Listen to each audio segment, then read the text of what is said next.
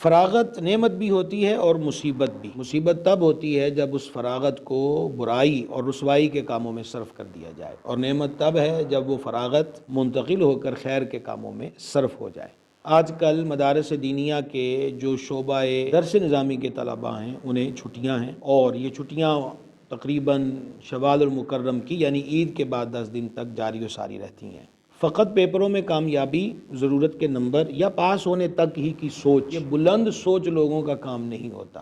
رسوخ فی العلم بنیادی چیز ہے، اور علم صرف اس لیے بھی نہیں کہ جس پاس ہو جائیں یا ہم ایک وائز بن جائیں، یا ہمیں بس معاشرے کے اندر رکھ رکھاؤ جتنا تھوڑا بہت بولنا اور دینی علوم کے بارے میں کچھ کہنا آ جائے۔ اولیاء صوفیاء کی تعلیمات تو یہی ہیں کہ علم اپنے عمل کے لیے پڑھا جاتا ہے، اور جب چراغ روشن ہو تو ارد گرد کے لوگ بھی اس روشنی سے مستفید ہوتے ہیں۔ ان فراغت کے ایام کو ضائع ہونے سے بچایا جائے۔ مستند، معتبر اکابرین اہل سنت کی کتابوں کا مطالعہ اپنا معمول بنایا جائے۔ امتحان کے اندر نتیجہ تو خود سامنے آ چکا ہوگا کہ ہم کیا سوچتے تھے اور کیا نکلے۔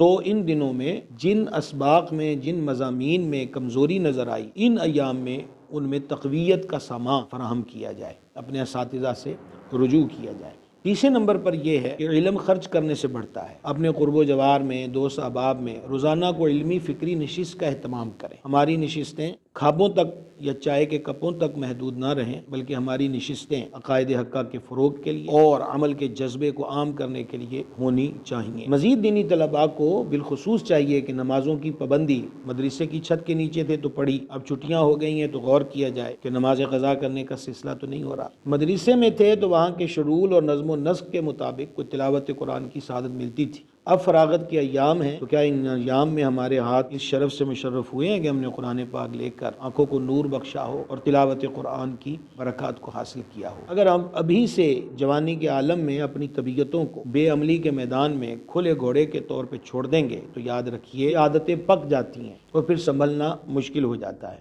عادتوں کو عبادت کے قالب میں ڈھالنے کی کوشش کی جائے اور فراغت کو مصیبت کی بجائے نعمت کے دائرہ کار میں لانے کی سعادت حاصل کی جائے۔